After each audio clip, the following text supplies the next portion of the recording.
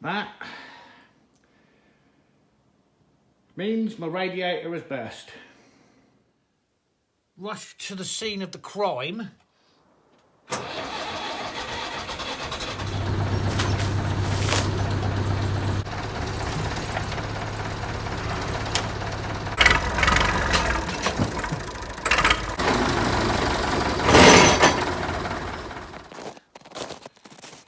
Is it really possible that all these things can happen in one day? Oh yeah, not only is it possible, it did. And it's not abnormal. Hello and welcome to Top of the World. If it's your first time, I'm Simon, and here's today's adventure. Water. Water is pouring in under my canopy. Now my van's sat in water, all my stuff is in water. I've got water running out here. And I'm supposed to be logging today, and it's windy. It's really windy. And there's water. Wet stuff. It's just... So I've decided, since we can't go and cut any trees down, that we'll open up the sheds because, well, as early as it may be, I might as well. Can't get anything out the sheds while they're still closed up. And if there's water out here, that means everything is sat in water. And that's no good. So not only can you see the snow depth, I mean this whole thing is just ridiculous, but you can see the water just running already. We'd expect to see this in April, right? Late April, early May perhaps, you'd expect to see it like this. So we're months early. And big shout out to my brother. We wouldn't normally be able to film in this wind very easily because all my tripods come from somewhere nasty and are cheap and plastic and blow over in the lightest breeze. So I've made a start and I'll show you what I've got, and then I thought, well, I better get the camera really, and then I realised I couldn't film, and then I remembered my brother and he bought me that, which is a proper metal tripod, albeit I've added things to it. Right, here, so when on earth are you going to open a shed in the Arctic in March, right, and it is the 1st of March, and see water? And there's ice there, of course. That's, I don't know, 3 inches of ice with water on top, and everything is submerged in ice. That's why on these other bays up here last year we were filling them up with gravel and raising the level, because I know everything sits in water, even though I only completed this section last year. So there we are. That's truly encased in ice, the bottom of that. It's quite dry there. Anyway, we might as well take these sheets down because I've looked at the long range weather forecast and I'm quite convinced that's the end of winter. However strange that may be, that's a fact. And we need the log trailer out and we need the tractor outside and in there. She hasn't been on charge the last few days. So, I don't know. It's too weird. And also we're going to dig this out now. And see, that's sat in ice. I just hate these machines sitting in ice, and this one isn't even mine. Look at the water underneath that. Anyway, we need to put the engine heater on this and replace the thermostat. So I'm going to take the front bucket off again and get it inside. So we did take the top off the exhaust and turn the key earlier, but she needs to go on charge. So, and he's quite happy digging in the ice. All right, I'm half debating while I'm out here just to take all the sheets off because I don't know, it's a difficult one.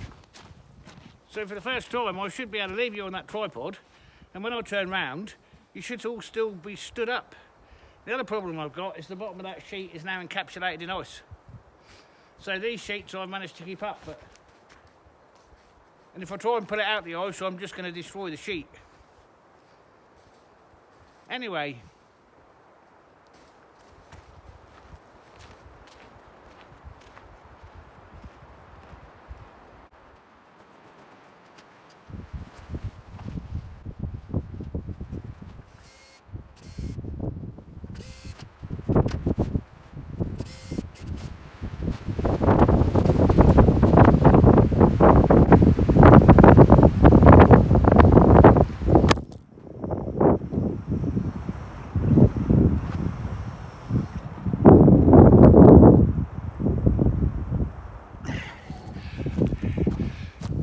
know I said that wasn't going to happen. Now I know I said that wasn't going to happen, and that's probably because I underestimated the wind. However, this is no ordinary tripod. Look what it can do. Look at that. Right. Like a gymnast. Yeah, keep that thought in your mind. Like a gymnast. Alright. Now, I know what some of you are thinking.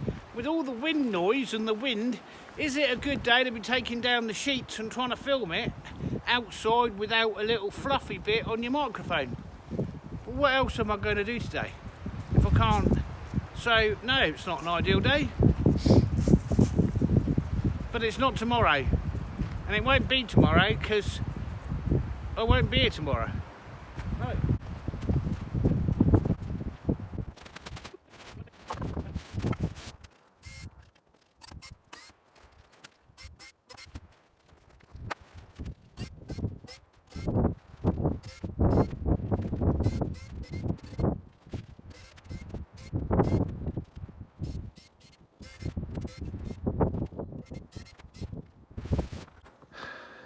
So I've come in to warm my hands up, and I'm inside, and I just heard a drip of water. Right, and hearing a drip of water when you're inside is really bad.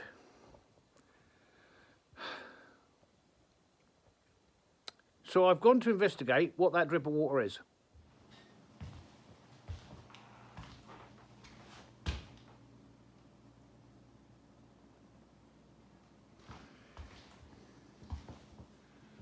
That means my radiator has burst. Now, it used to drip ever so slightly for that pot, but look at all this.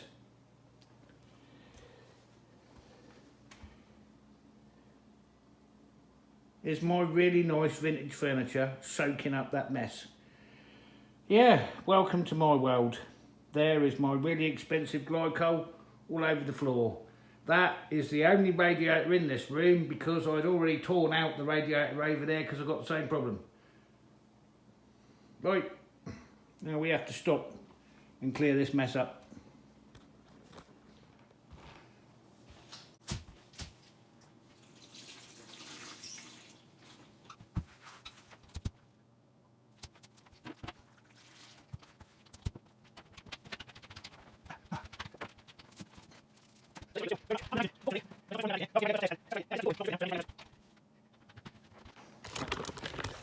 Now, let's have a little look, see what is going on down there.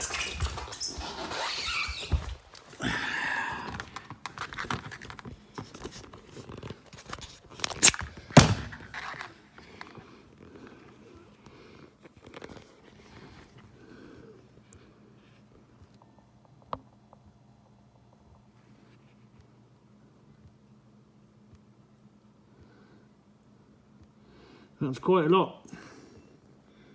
That is quite a lot.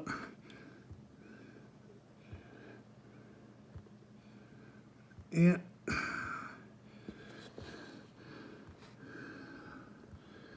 Now, I don't know whether I should do a temporary fix on that or attempt a temporary fix, or whether I should just, it's a big job to turn off the heating system, drain it all down and remove this radiator, and then there's no heat in this room at all because the other radiator should be there and it's not there.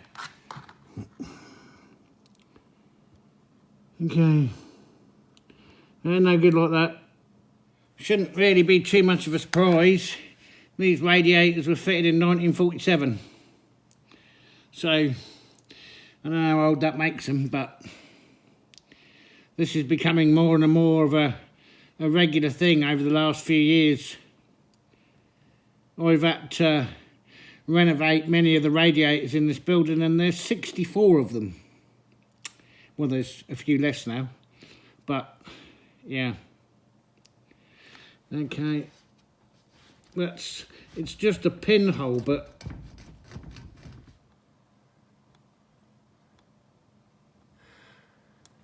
Can I fix that? We've got to try. Right, my initial thoughts were 2-pack super epoxy resin hanging there. And then I remembered over here, because I've moved things around on my new shelves, I've got some chemical metal and wondered whether that wouldn't do any good. And then I found this. Right, it's all in Scandinavian, don't matter which language, Norway, Finnish, Swedish. Anyway, it's plastic padding leak fix.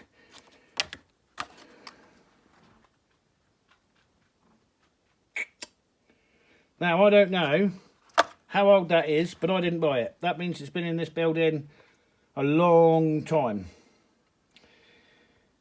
I also don't know whether it's going to work with the water under pressure. Probably not. So, what I've got is I've got a wire brush there. And I've got this, although we don't know if it's any good yet. So we're going to open it up and have a look and see if it's any good and if we can mix it together and try and fix that radiator. Because I'm trying to get other things done. And fixing it means it will still work, which is what we need. Last thing I need today is, or this week, is to drain down the entire system and remove that radiator, block off the pipes and fill back up the system. That's I'm into, I don't know, 8 to 10 hours. So yeah, thankfully it's not cold. Okay, let's see what we got here. Let's switch our little lights on by putting our hands under there. There. We'll use a lid from my favourite brand of yoghurt.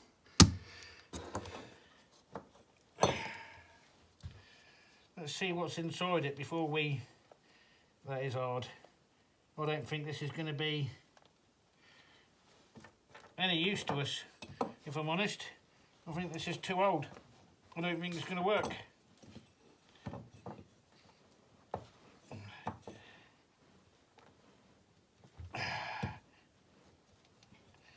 I don't know.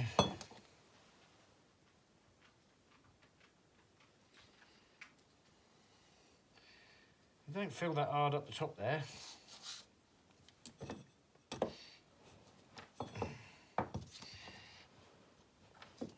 But I think it's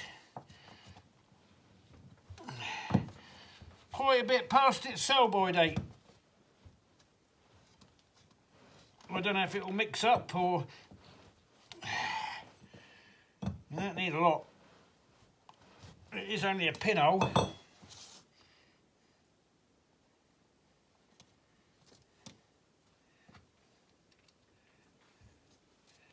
Is this any good? Oh yeah, okay. Wow, we might be in business here. I'm going to mix it up. I don't know how quickly it goes hard. Rush to the scene of the crime with me wire brush, which is not the best thing in the world. Wire brush the hole, whack that in it, see what happens. That's what we're doing.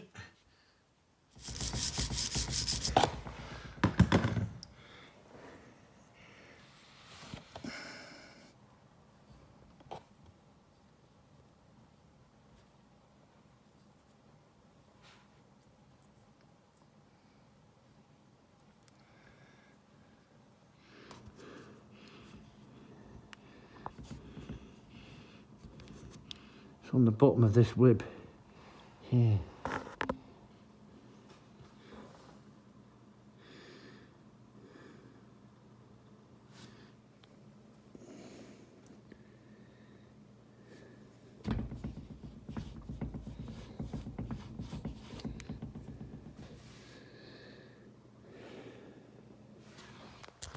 I'm kind of thinking it's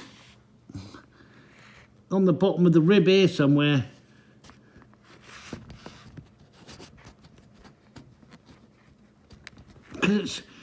There's wetness above, but wherever it is, I've obviously semi-plugged it with something. Somehow, some of what I've put on there has gone in the hole.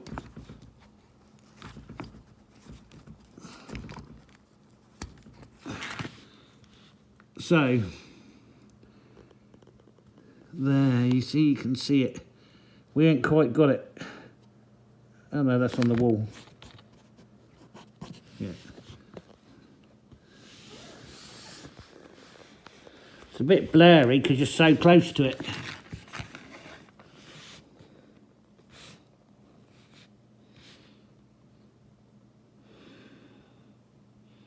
But there is no more dripping. Right, I was hoping to show you a dry tub. No. There you go. So I haven't got it. That is really, really, really disappointing. Have I got the system now under pressure? Yeah, I have. And you probably can't hear it, but I'll show you. So for many of you, you would have seen all this before. For some of you, this will all be new.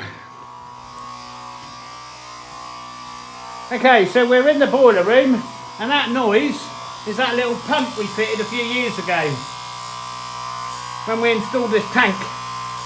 So, my system is 100% wood fired, and we saved up over about 3 years to put glycol in this because there was no glycol in it, and it's a water system.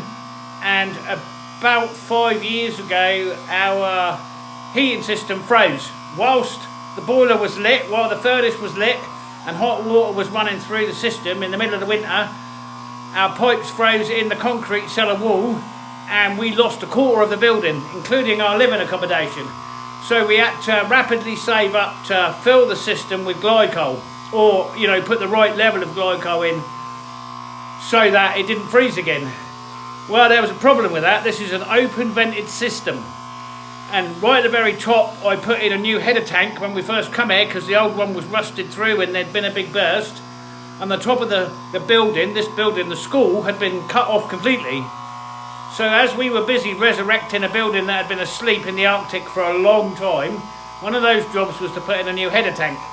And the header tanks here can't be vented or can't have their overflow to the outside, because that leaves an open pipe from the outside into the header tank, which means it will freeze. So the overflow pipe goes from the attic all the way up there, whatever that is, 60 feet above us, and comes back down here. And this pipe here was the old overflow, and it used to run down there to drain where that bucket is, which was great when you've only got water in the system. When you put glycol in the system and you fill the system up to make sure it's full, that then would come down, go down the drain. You can't have glycol going down our drains because there's no main sewer. It will contaminate the ground, the river, and also you don't want to lose it because it's expensive. So that's what that tank does. Now the overflow comes down here into there through a filter and a funnel and goes back into that tank. That tank then comes out of here, goes through this little clicky clacky pump up here and back into the system. Now I do have a mains water feed there, right, which as you can see sprung a leak at the beginning of winter. I can't turn the water off in the winter, so I can also add fresh water to the system when I need to. Well, now that pump's running, this should be running, and it is. So if we lift this pipe up, you can see we've got a completed circuit. Okay, so we're pumping water from there, it goes into the system, overflows 60 feet above us, comes back down, goes back into this tank. And that's my dipstick to tell me how much I've got in my tank, and I'm about half full. What that does is that maximises the pressure within the system. So we don't have, it's an open system, so there can be no more pressure in the system than there is when the header tank is full, which it now is.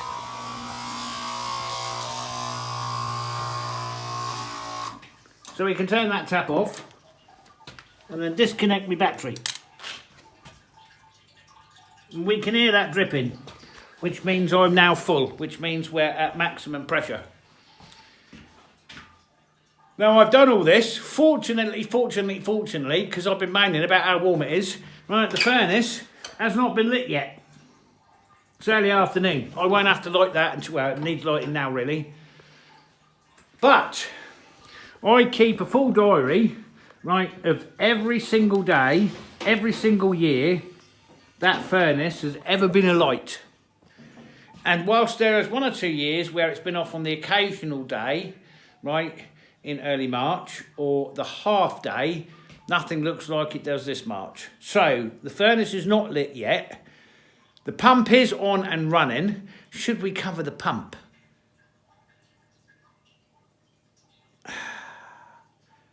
Maybe somebody there has an answer for me. Okay. So you remember we fitted a new pump there, and it was making a noise. And I put a socket at the end of the old switch, right, so I could unplug it. Well, just as well I did, because we've had power cuts and I can plug it straight into the generator. However, it was making a terrible noise, just a terrible noise, and it was driving me nuts. When I plugged it in and we had the generator on, it wasn't making a noise. Was that because I couldn't hear it because the generator was in there? Yeah. I moved the generator outside and I couldn't hear the pump, and I couldn't hear the pump anywhere else. So, when the power came back on, I tried an experiment.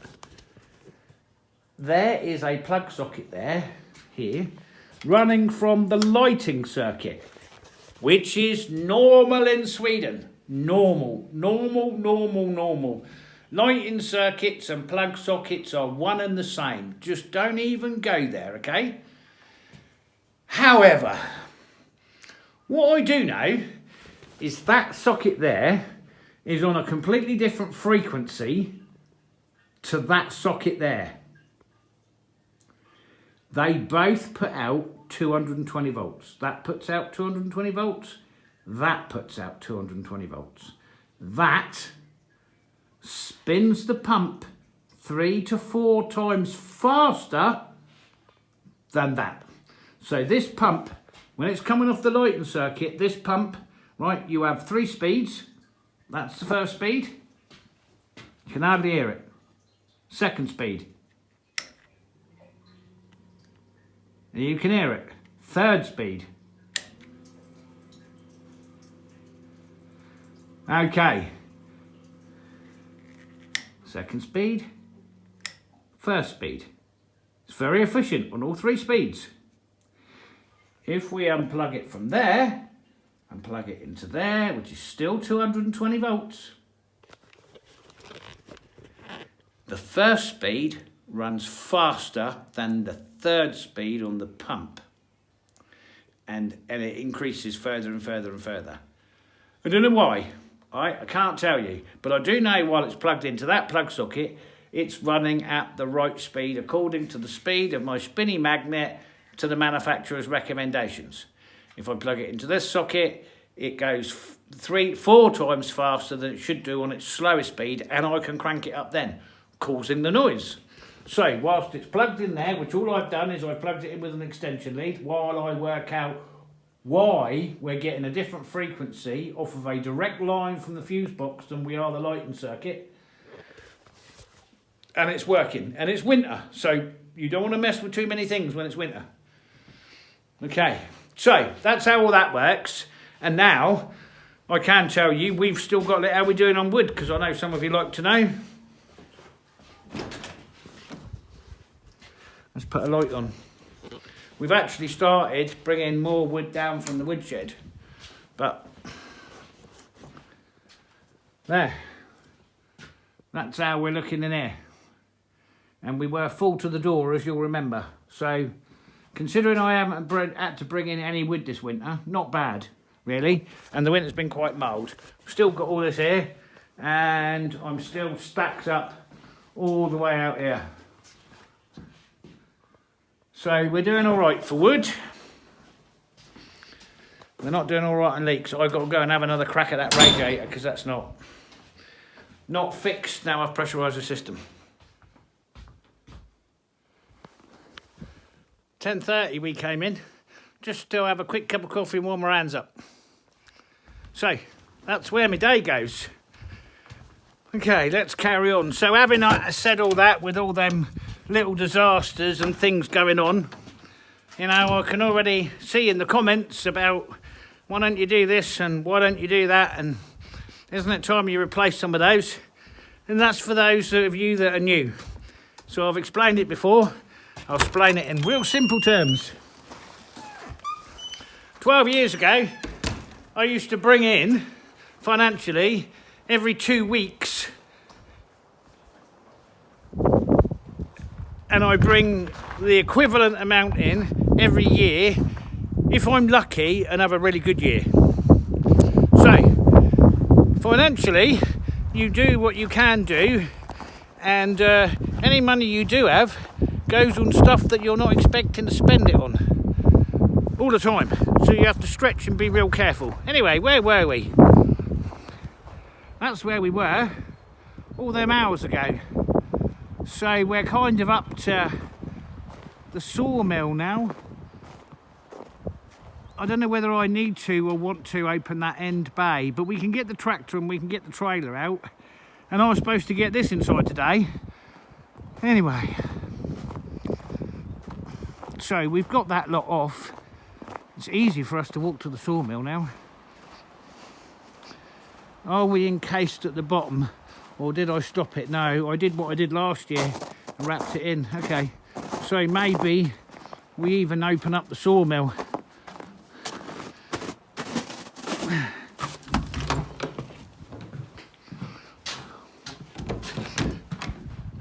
Hello, old girl.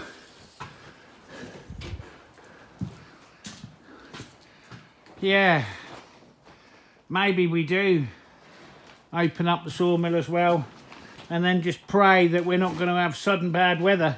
I don't think so now. I can't see. I've got 21 days ahead, and then those 21 days ahead. And then, oh dear. Oh no, I know what that one is. That's not what I thought it was. Okay. Oh look, you can stand on a bit of gravel there, Bee. That. The gravel. Have you ruined your last ball, have you? Yeah, they're not really balls, are they? Okay, well we could just go for it and unsheet the whole lot then, couldn't we? Since there's bound to be a bit of snow and there's bound to be the odd cold temperature, but nothing like what you would expect, I don't think. You can see we've got quite a lot of machining to do this spring with what we've got there versus what we've got there for that new building that's going to be over there. So there's a new tractor shed going in there.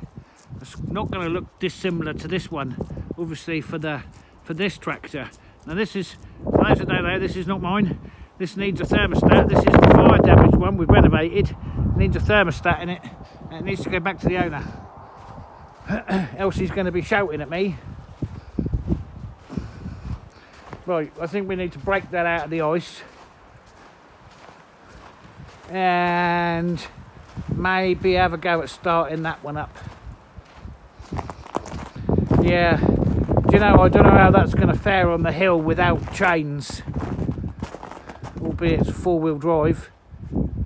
You can see how bad those tyres are. I had in my head that we were going to replace these this year, but...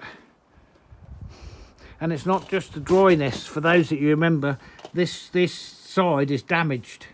Look at all the tread missing here. It's been sheared off and it makes the whole thing wobble. The front's all right, but these are so bad, I know they're going to quit on me at some point. Look at that. You just know. And it's not just what you can see on the outside with these dry cracked tyres, as I've explained before. I had bad ones on the big backloader, and the cords were coming out from inside and they were rubbing on the tube, and I would just get random punctures all the way through the winter. I learned how to do that this year because we've got new tyres. Anyway. You know, and then the other bad thing is, because it's melting, and this is what breaks my heart, I bet my Toyota sat in water. I bet it's sat in water. And I can't, oh no, look. This is what's rusting this out. I'm gonna have to move the old girl because she sits in water now for months. And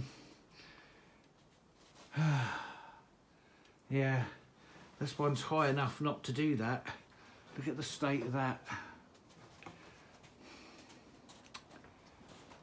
What a waste. Okay, well, there's another job. We're going to have to charge up the batteries and get her out of the water. Because it's low there and I can't.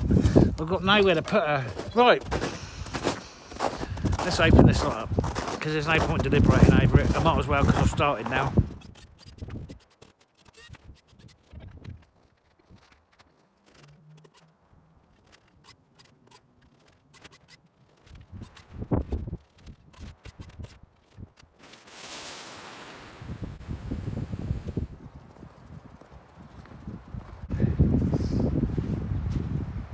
Calculated risk.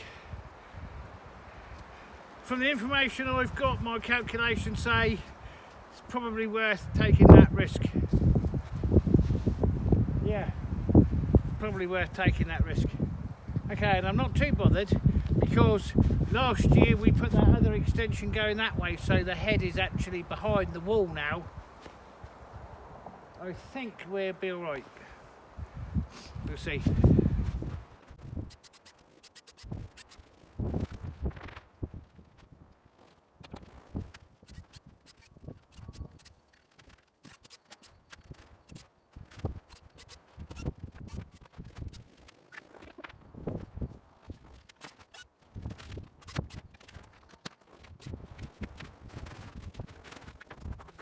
Now that's too far stuck in the ice, that one. Right, let's see if this tractor's going to start. I don't know.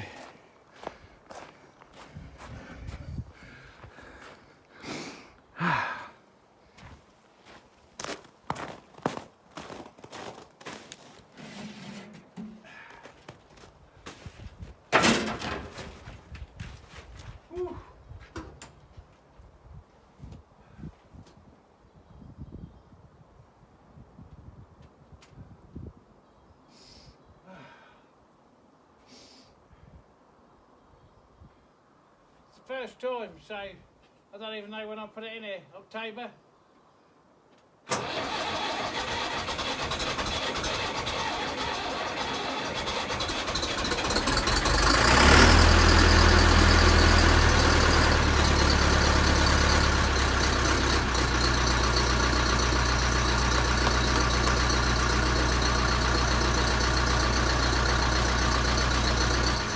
So all that work we did on it when we got it, that's worth it. I don't think it normally starts like that in the spring. You know, on the fuel system and everything that we did, the videos are... Anyway, that's it, she's running.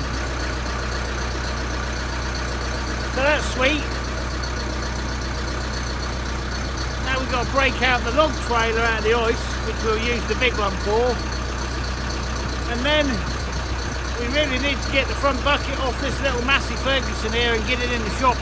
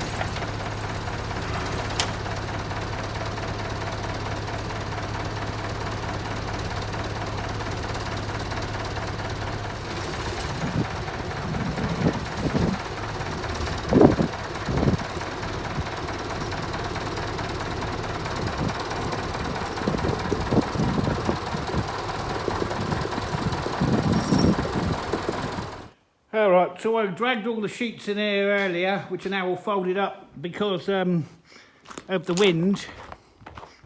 And I've got everything else out of my way, and we're fully unsheeted.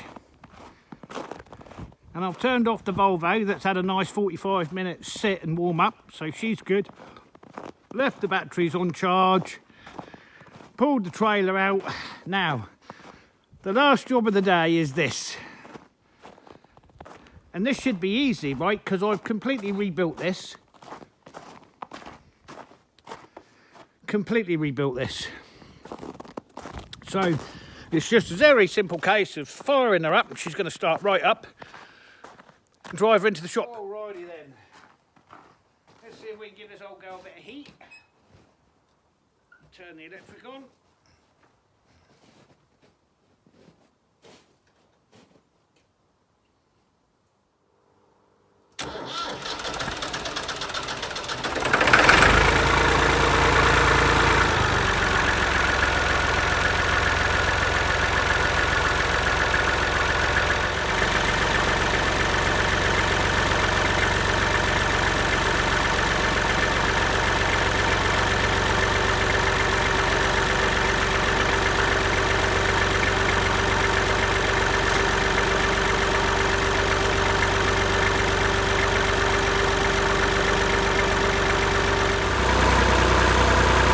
I think the counterweight's stuck in the ice.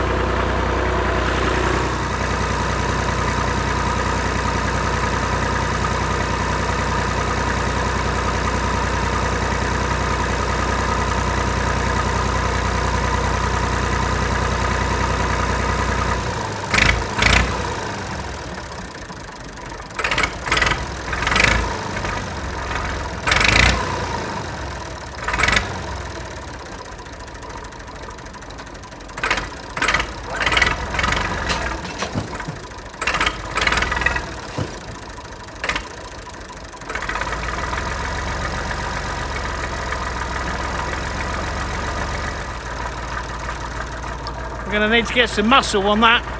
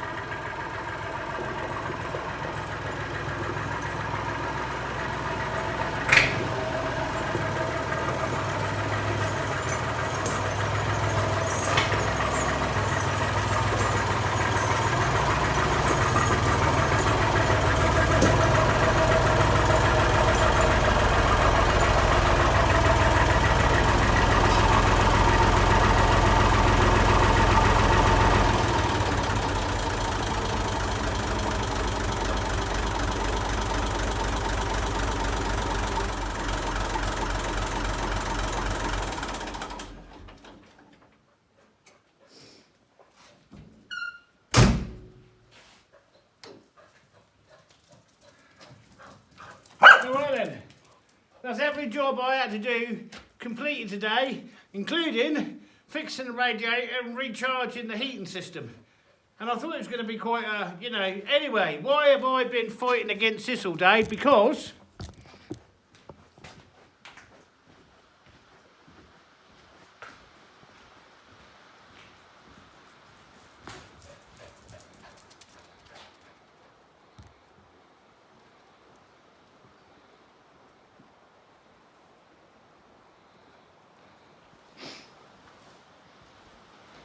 we've been expecting an Arctic storm, obviously, because we're in the Arctic.